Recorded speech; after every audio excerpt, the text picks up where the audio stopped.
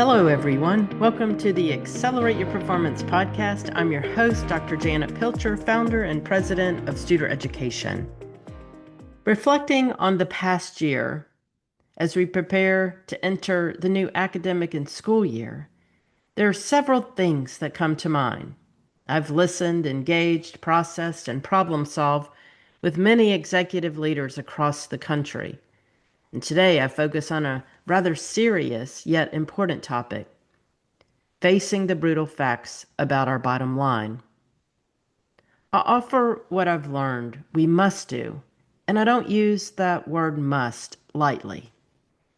We must have the discipline to look directly at the harsh truths of your reality, of our reality, whatever that reality may be, without sugarcoating or denying it. In our work, then, the value of the scorecard is even more important. President Kelly at Eastern Michigan University carries a copy of the institutional scorecard in his pocket everywhere he goes, looking at it often, using it to talk about the why to any action that occurs. So what's important about the scorecard and the short cycle improvement process we use when we focus on the bottom line of what keeps us in business, so to speak? When we look at the scorecard for higher education, for example, we're looking at revenue generated for students. We also are looking at that when we look at K-12 organizations, revenue generated for students, the dollars coming in per student. And so when we look at those measures that matter, those that are important, that impact that outcome, revenue generated for students, in higher education, we measure enrollment. We measure student credit hours, or the number of hours that students take within a given time period or semester. We measure persistence. How well are students persisting through their courses? Are they staying in so that we're retaining them over time? Are they persisting in a way that we've scheduled them, built their program, and provided guidance in how they take their courses in a timely manner? That connects back to student credit hours. And then there's the revenue per student minus the cost per student. And how are we making sure that we have the net revenue, that we're taking in more than we're spending? In K-12, we're still looking at revenue generated for students, as you all know. We're looking at enrollments of students, or what we tend to look at the FTE, that count. And we look at that over time. We can look at students staying in the district or school for an academic year because the dollars are following the students more and more and more based on school choice. We're looking at how students also are successful and continue to persist in that timely manner, making sure that when our students come in at the beginning of the year and that we've nurtured our relationships with our parents and students so that they come back to us and choose us, then we want to keep them all year so that they can be successful. So the bottom line is this: as enrollment declines, the number of people needed to serve students should decline. And for K-12, the number of schools needed sometimes declines. For higher education, the current college structure changes to align with how to operationally manage to dollars coming in. Can't stay the same.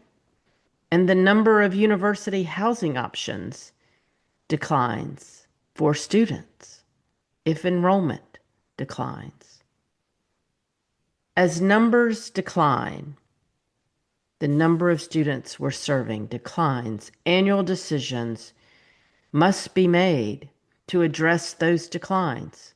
However, years have gone by with no decisions made until now we must be in that place to make them, to keep the doors open, so to speak, to make those difficult decisions that most likely should have been made years ago.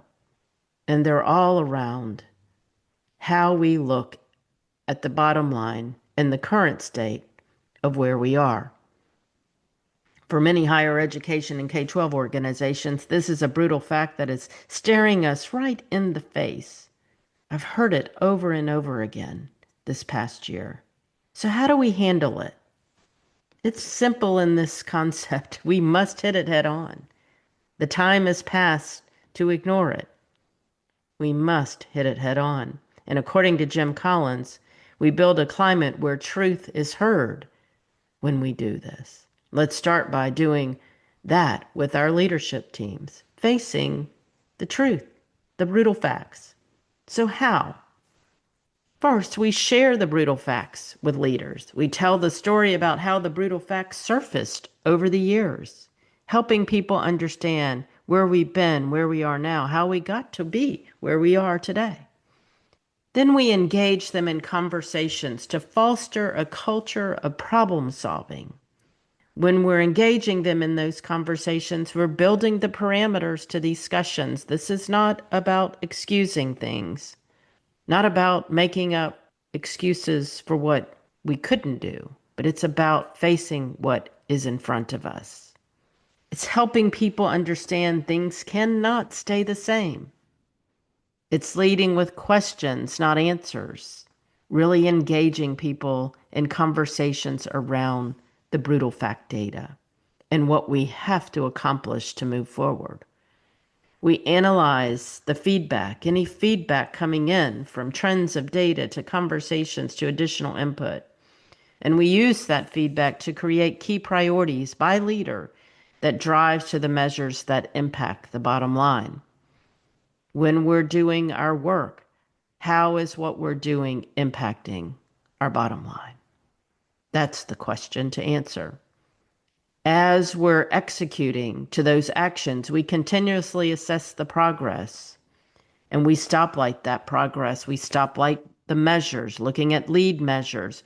Green for we're on track, yellow for we're making progress but not where we want to be, and red, we're just not on track. And we can also stoplight the actions that we're taking on the priorities that we create. How are we doing? How timely are we? Are we on track in the actions that we're taking? And if not, what are the barriers that are getting in our way? And how do we solve for those together?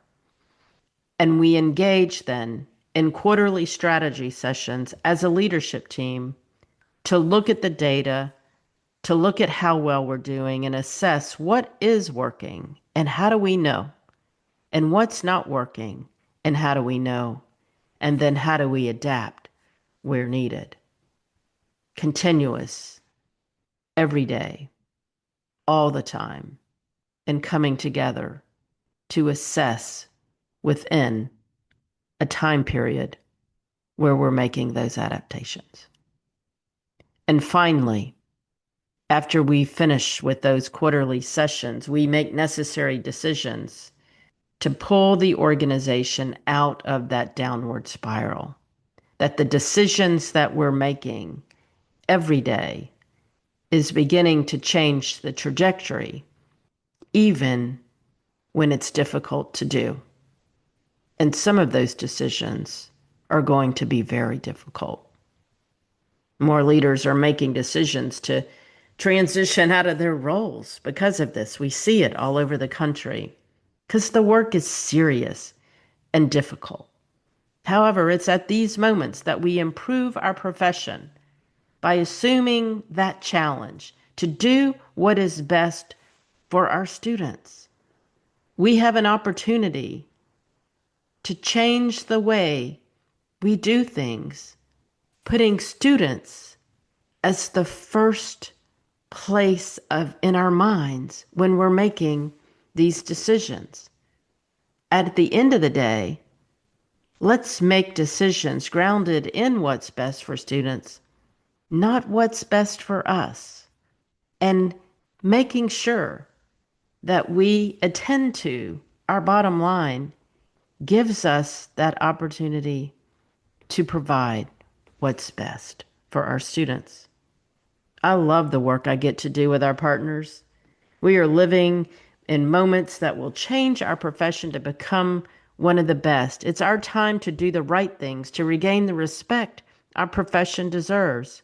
There's nothing more important than impacting the lives of students so that they become their best selves. That's why, my friends, facing the brutal facts about our bottom line may be one of the most important things we do as educational leaders. That's what's in front of us. What does facing the brutal facts about your bottom line mean to you and your team? Will you take time to reflect on your answer, engage in conversations with each other, and design a scorecard to drive the right actions and engage in short cycle improvements with your teams? Because that's not a nice to have. It is indeed a must-have for all of us in leadership positions. Take on that challenge this week. Have a nice week, everyone. And I hope that as you and your teams reflect on where you've been and where you are now and where you're going, you will do and make the decisions for what's best for students by facing the brutal facts about our bottom line. Have a great week.